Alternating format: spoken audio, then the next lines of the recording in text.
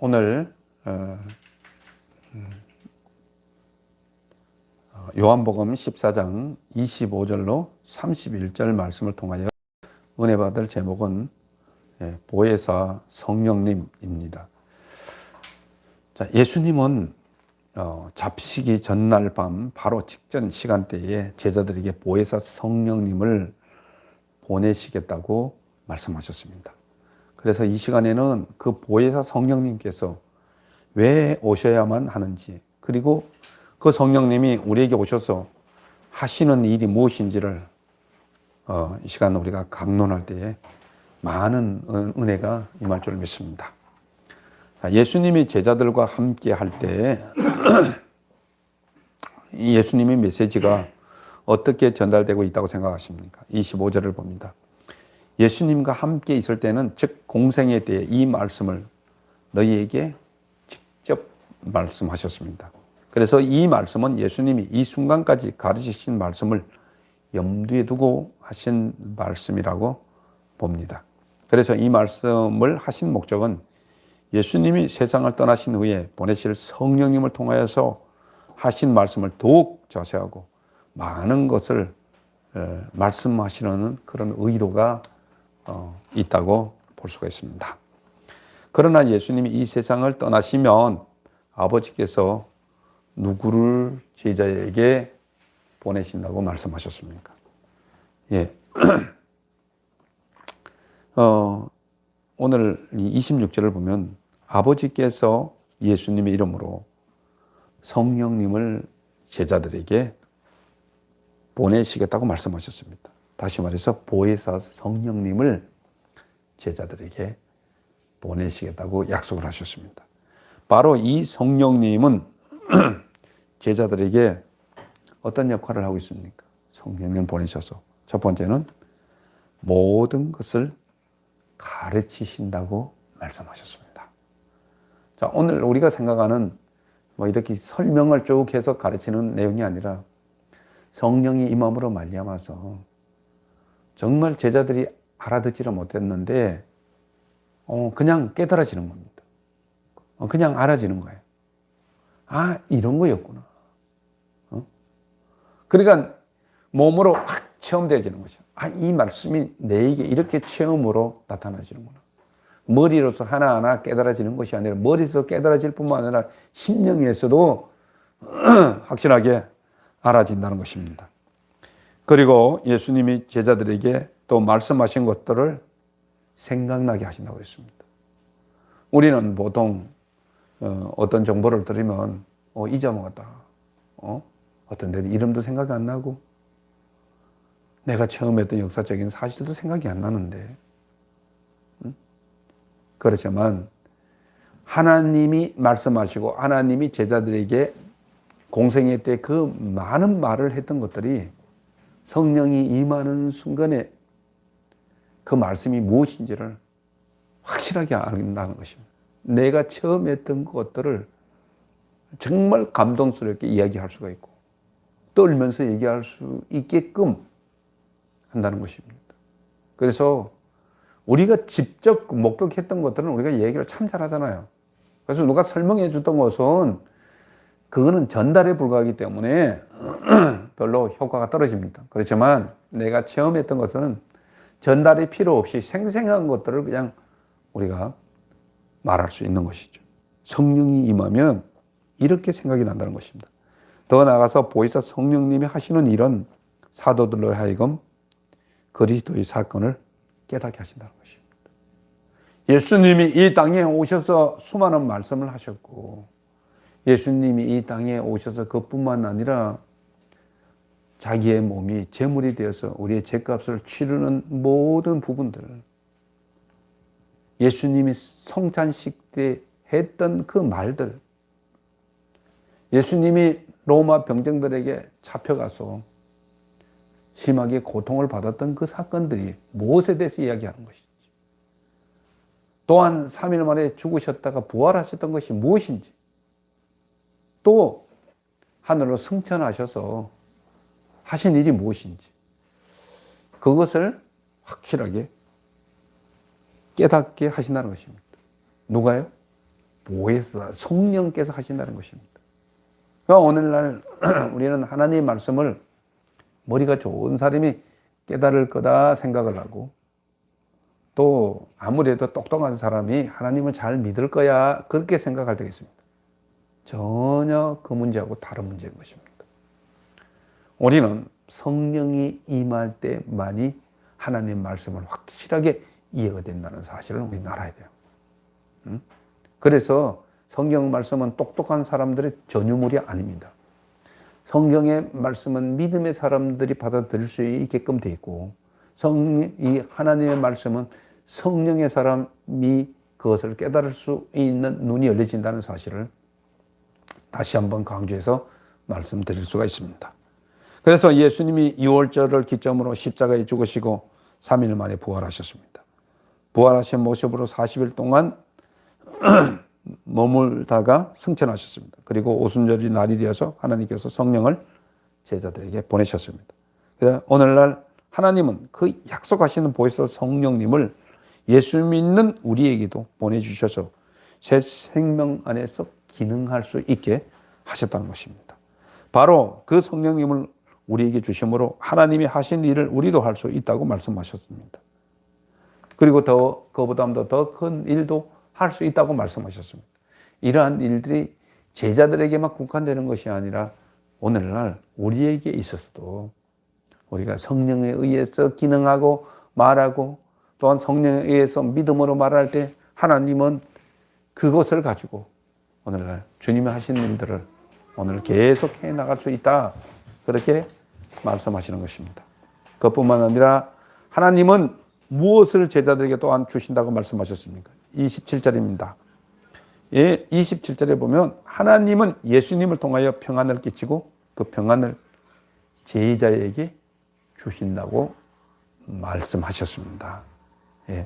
그래서 이 구절과 연결하면 우리가 성령으로 말미암아 그리스도의 사건을 깨닫고 믿을 때에 비로소 참된 평안을 누리게 된다는 것입니다. 그래서 우리의 심령 속에 평안이 있어야지만 우리가 힘을 쓸 수 있어요. 사람이 평안이 없을 때 모든 것들을 포기하고 모든 것을 자포자기한다는 사실을 우리는 알아야 돼요. 그래서 이 평안은 성령님으로 말미암아서 우리에게 주어지는 최고의 선물이라고도 우리가 볼 수 있습니다. 그래서 이 평안은 예수 그리스도께서 승천하심으로 신자들에게 이루어지는 것입니다. 또한 이 평안은 신자들의 영원한 기업이 되는 것입니다. 예수님이 주시는 평안은 그가 하나님과 평화롭게 지내시는 관계를 말할 뿐 아니라 예수님이 구속 사업의 완성으로 신자들에게 누릴 평안을 말씀하시는 것입니다. 그래서 우리의 가정이 이런 평안 가운데서, 평화로운 가운데서 관계가 설정이 되면요, 이게 가장 행복한 가정입니다. 아이들이 이런 환경 속에서 우리가 자라가야 되고, 또 부부 관계도 이런 관계에서 형성되어져야 되는 거죠. 그리고 사회 안전망도 이런 주의 평강이 우리의 심령 속에 있을 때에, 그럴 때 참된 우리가 행복을 우리가 줄 수 있어요. 절대 불안한 사람은요, 행복을 줄 수가 없습니다. 불길한 예감을 가지고 있는 사람은요, 좋은 지도자가 절대 될 수가 없습니다. 뭔가 확신을 주고, 뭔가 평안을 주고, 기쁨을 주고 하는 사람이 좋은 지도자가 될 수 있고, 또 좋은 일꾼이 될 수가 있는 것입니다. 그래서 이 평안은 세상이 줄 수가 없다고 했습니다. 세상이 주는 평안 같지 않다고 얘기를 하고 있습니다. 세상에서는 모든 제도를 뜯어고쳐서라도 이런 평화를 유지하려고 하지만 이건 평화가 아닙니다. 그래서 이 예수님이 오셔서 로마로부터 그들을 구원해 주지 않았습니다. 그리고 제도를 고쳐서 주님이 그 평안을 주시려고 하지 않았습니다. 그래서 예수님은 정말 성령을 보내심으로 말미암아서 평안을 주시려고 했어요. 예수를 믿게 하고 또한 예수 그리스도를 영접함으로 말미암아서 평화를 주시려고 했습니다. 그래서 이 평안은 세상과 다른 특징은 신자가 가장 위험한 때에도 심령이 평안해질 수 있는 것이죠. 세상의 제도가 변하고 모든 환경이 불길하다고 해서 주님이 주시는 이 평화를 뺏어갈 수 없다고 얘기했습니다. 거기에 대한 예로 우리가 스데반 집사를 우리가 들을 수 있잖아요. 그는 순교 직전에도 그 평화를 잊지 않았습니다. 기쁨을 잊지 않았습니다. 어떤 환경이 그를 가로막을 수 없었습니다. 베드로도 마찬가지. 예수님의 제자들도 어디를 가든지 아주 정말 평화롭게, 아주 힘있게, 아주 능력 있게 복음을 전했던 것을 우리가 볼 수 있어요. 그것이 뭐가 전제됐을 때? 성령의 충만함을 전제됐을 때 그런 일을 우리가 볼 수 있습니다. 그렇기 때문에 너희는 마음에 근심도 하지 말고 두려워하지 말라고 말씀하셨습니다. 그래서 너희는 마음에 근심하지 말라. 하나님을 믿으니 또 나를 믿으라. 우리가 요한복음 14장 1절에 그렇게 말씀하고 있습니다. 그래서 우리에게 찬송을 많이 불렀죠. 평안을 너희에게 주노라. 세상이 줄 수 없는, 세상이 알 수도 없는 평안을 내게 주노라. 이런 우리가 찬송도 우리가 불른 적이 있습니다. 이 평강이 여러분들에게 임하기를 예수님의 이름으로 축원합니다. 또 이 평강은요, 주님께 성령 받으면 주시는 뿐만 아니라 우리가 기도할 때 더 극대화할 수 있습니다. 자, 이 평강은 예수님의 이름으로 기도할 때 응답으로 주시는 것이죠. 빌립보서 4장 6절 7절 말씀, 제가 늘 인용하는 말씀입니다만 굉장히 좋죠. 아무것도 염려하지 말고 오직 모든 일의 기도와 간구로 너의 구할 것을 감사함으로 아뢰라. 그리하면 모든 지각에 뛰어나신 하나님의 평강이 너희 마음과 생각을 지키신다고 말씀하셨습니다. 기도의 응답으로 주시는 것입니다. 우리가 기도했는데 평안해요. 기도의 응답은 우리가 평안해질 때까지 기도하는 겁니다. 그럼 기도하고 구한 것은 받은 줄로 믿으라고 주님께서는 또 말씀하셨어요. 주님은 엄청 우리의 기도하는 데 귀를 기울이고 있다. 이런 말씀을 우리가 들을 수 있습니다. 그래서 예수님께서 아버지께로 갔다가 온다는 말을 들었다면 제자들은 그 사실에 대해서 어떻게 받아들여야 한다고 말씀하고 있습니까? 28절에 봅니다. 너희가 나를 사랑한다면 내 아버지께로 감을 기뻐하였을 것이다. 내가 아버지께로 가는 게 너희에게 유일한 말씀을 성경이 이야기하고 있어요. 내가 떠나가지 아니하면 성령을 너희에게 주실 수 없다고 말씀하셨습니다. 그러니까 떠나가면은 성령을 보죠. 그러니까 이 성령이 우리에게 임할 때 최고의 큰 축복입니다. 그래서 모든 문제가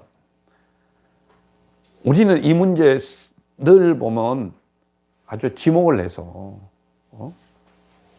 아주 선택적인 옵션을 생각을 해서 이 문제 해결해 주시고 이 문제 해결해 주시고 그렇게 얘기를 합니다.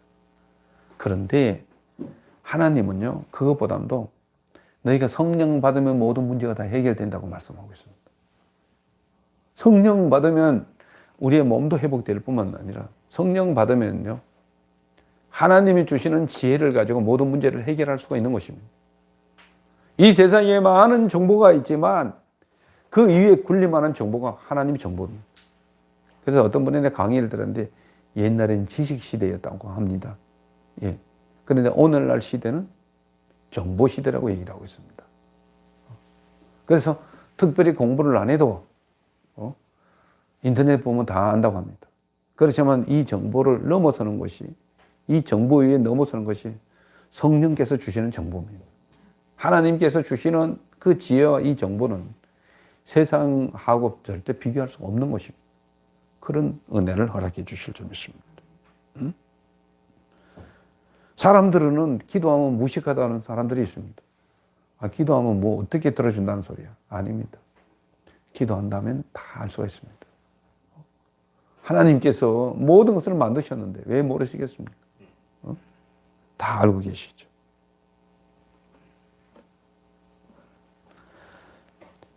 그래서 아버지께로 가는 것을 우리가 기뻐해야 된다는 것은 그 이유가 무엇입니까? 예수님께서 아버지께로 가시는 것은 그가 영화를 얻으시는 사건이기 때문입니다. 내가 예수님이 이 땅에 오셔서 십자가에 죽으시고 부활하시고 승천하고 하늘나라로 가셔야지만 성령을 보내준다는 것입니다. 그래야지만 하나님께서 영광을 받으시고 예수 그리스도께서 영광을 받으실 뿐만 아니라 영화롭게 될 뿐만 아니라 우리에게도 놀라운 효과가 적용됩니다. 그것은 예수님이 가심으로 말미암아서 우리 신자들의 구원의 완성이 되는 것입니다. 구원의 완성이 돼요. 성령을 보내주셔야지만 구원이 완성이 된다고요.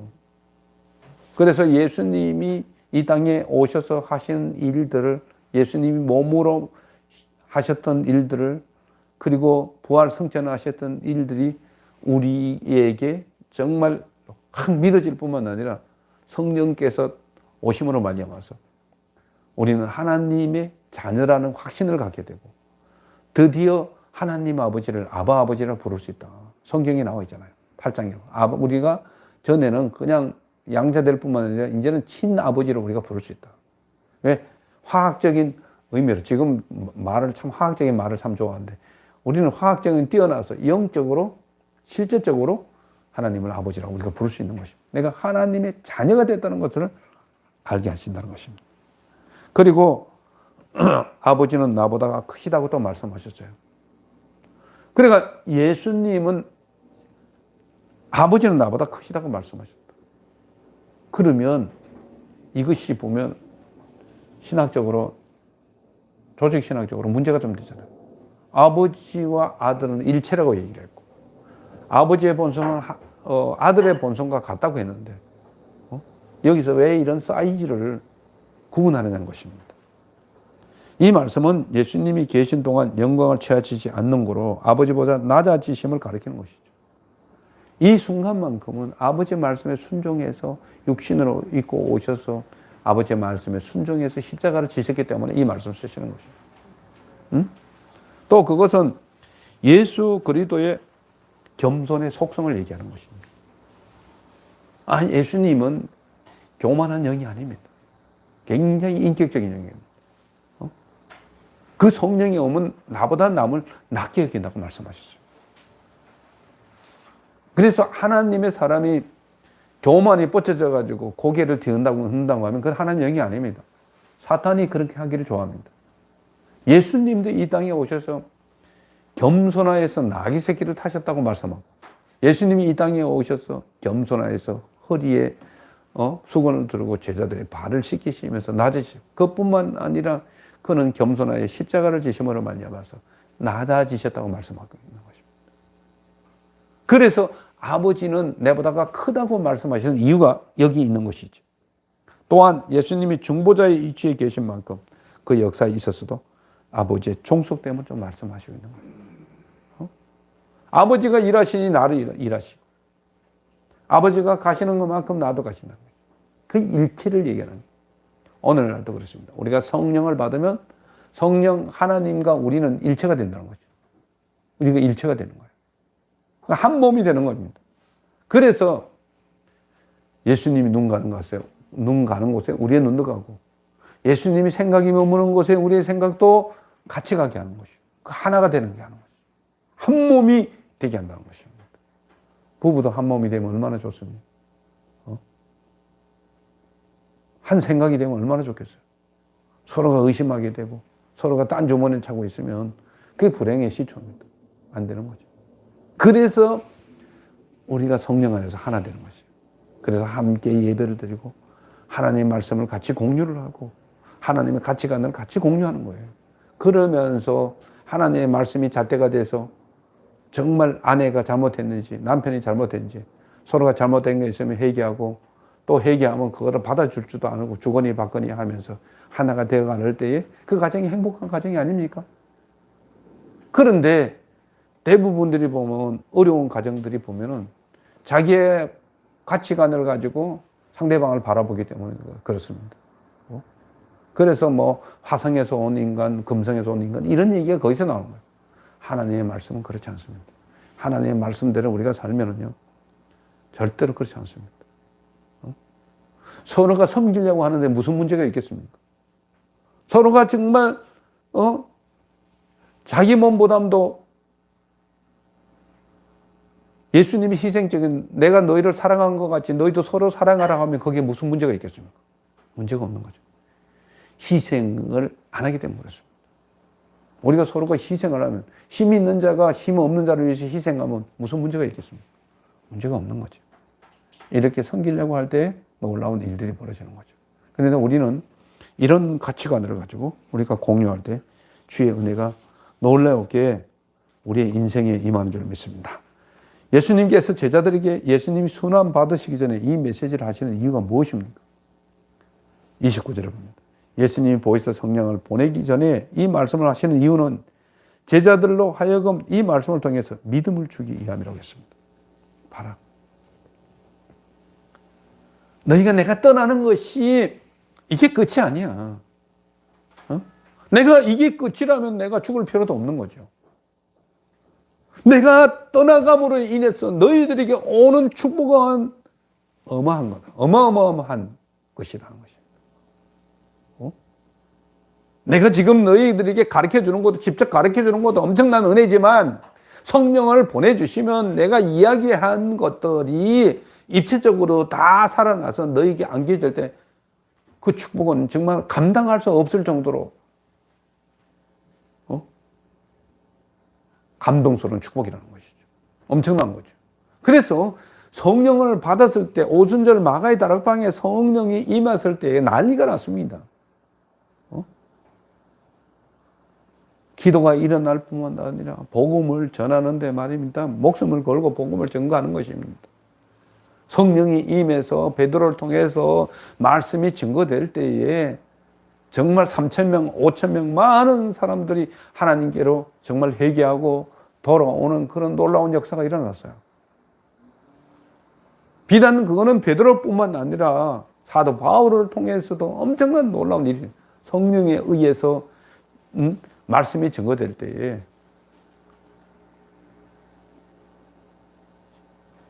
사도 바울이 시리아는 지금 들어갈 수 없는데 거기서부터 기점으로 시작해서 1차 전도가 터키 전역을 갖다가 다 복음을 전하고 그 다음에 그리스는 전부 다 기독교국가 되잖아요. 3차 전도 여행 때, 4차 전도 여행 때 이미 이루어졌고 그것이 결국은 더 이어져서 로마까지 들어가요. 이탈리아까지 들어가면서 유럽을 전체로 복음을 증거할 수 있습니다. 그게 누구 때문에? 성령, 보혜사 성령이 임함으로 말미암아 그 일들이 이루어졌단 말입니다.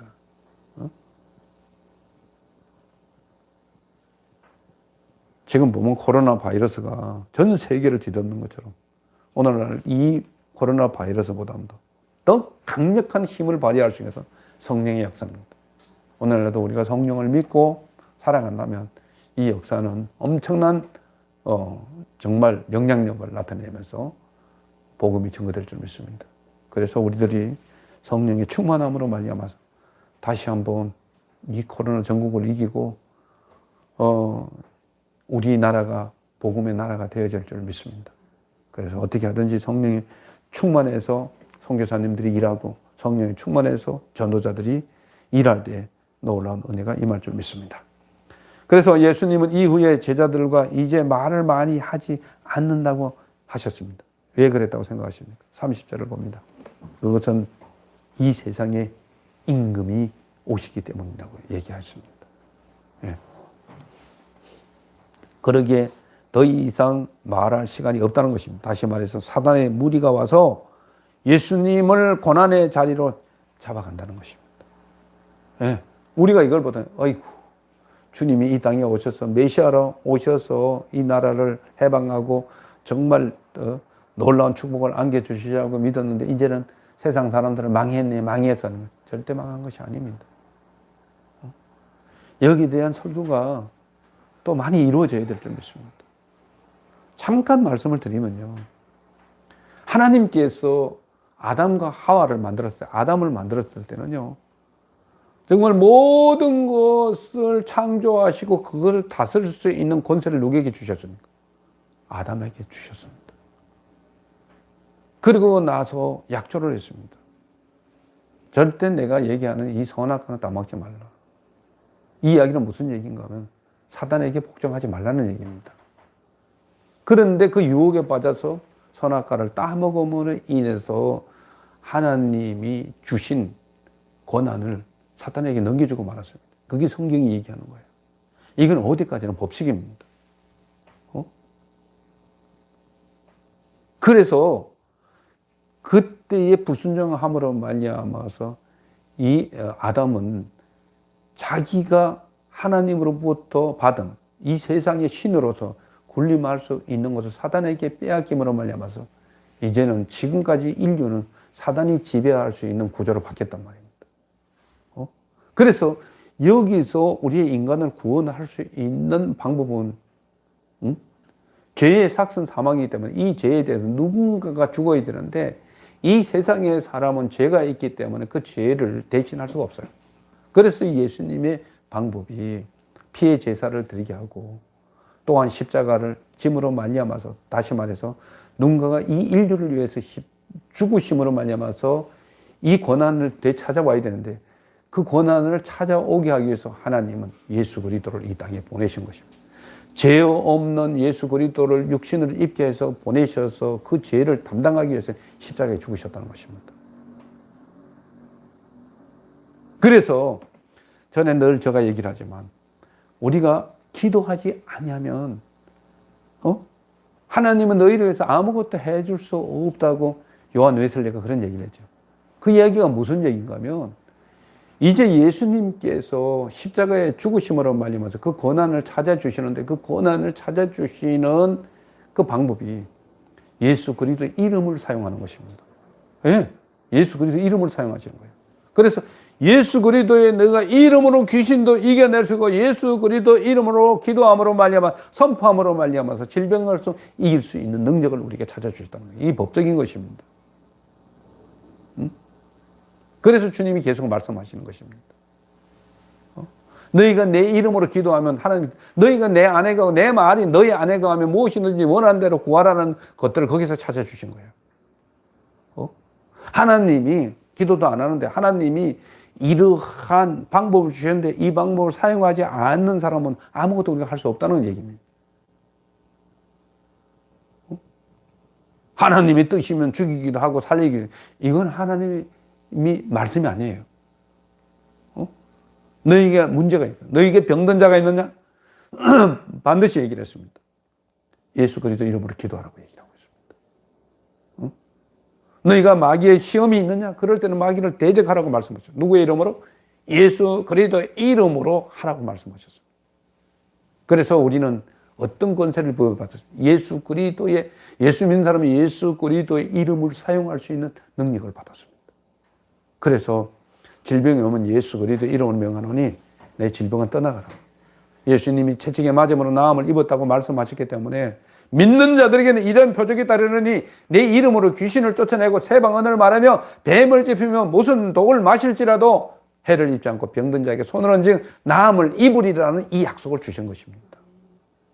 우리가 이러한 예수 믿는 사람들 이런 권리를 우리가 받았던 것이에요. 그러니까 가만히 보면 우리가 당하는 게 아닙니다. 문제가 있으면 얘기해야 돼요. 아무것도 염려하지 말고 하나님 앞에 예수 그리스도 이름으로 기도합니다. 그러면 하나님이 들으시는 것 징조로 평안을 주셨다는 것입니다. 이 권세를 사용하는 여러분들이 되시길 바랍니다. 그리고 이 세상의 임금은 나와 관계할 일이 없다는 것입니다. 이들은 정말 예수님이 하나님이 이 계획의 방법에 철썩 걸리더라고요. 그러니까 예수님이 오셔서 내가 잘못해서 능력이 없어서 이 사단에게 잡혀가는 게 아니라는 얘기입니다. 하나님이 예정하시고 하나님이 목적하시고 하나님이 예비했던 대로 나는 이 일을 진행할 뿐이다, 이 얘기입니다. 다시 말해서 사단은 예수님을 정죄할 아무런 근거도 가지지 못했다는 것입니다. 그 이유는 그리스도께서 이 세상에 속하지 않으시고 하늘에 속하였으니 그에게는 전혀 죄가 없으시기 때문입니다. 그러니까 이제는 너희가 예수 그리스도를 십자가에 못 박음으로 말미암아서 거기에 대한 책임을 이제는 사단이 져야 되는 것이죠.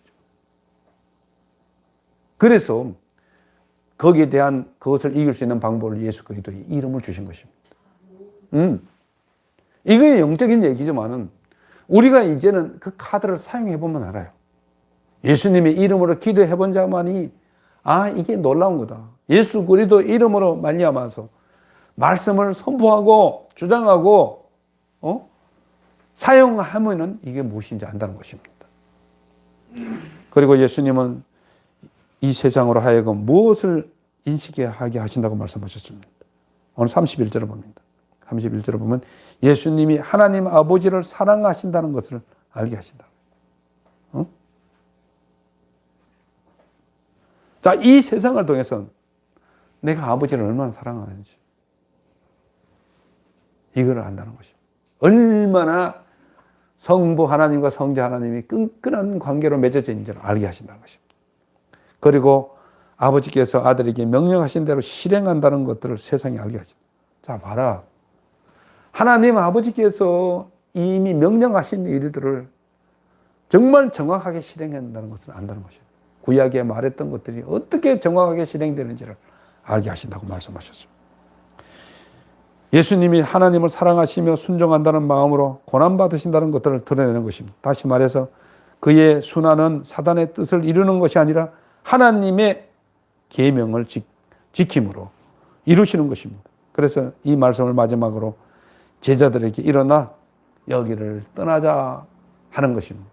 주님은 끝까지 공생애 때 말씀을 정말 밤이 새도록 이 말씀을 하시고 나서 이제 일어나 떠나자는 것은 뭡니까? 이제 주님이 말씀하신 대로 이제 잡히시는 것이죠. 로마의 병정들에게 잡혀가시는 것입니다. 이제 말씀을 정리합니다. 예수님은 이미 십자가에 죽으시기 전에 보혜사 성령을 보내신다고 말씀하셨습니다. 그 성령님께서 예수 믿는 우리의 마음속에 오셔서 지금까지 제자들에게 말씀하시는 모든 것을 가르치시고 기억나게 하시고 깨닫게 하신다고 말씀하셨습니다. 이렇게 주께서 말씀하신 것이 성령으로 말미암아서 깨달아지는 것입니다. 그리고 보혜사 성령님을 통해서 하나님 말씀이 이해가 되고 보혜사 성령님을 말씀을 통해서 하나님 말씀이 감동이 되고 그럴 때 우리에게 주의 평강이 임한다는 것입니다.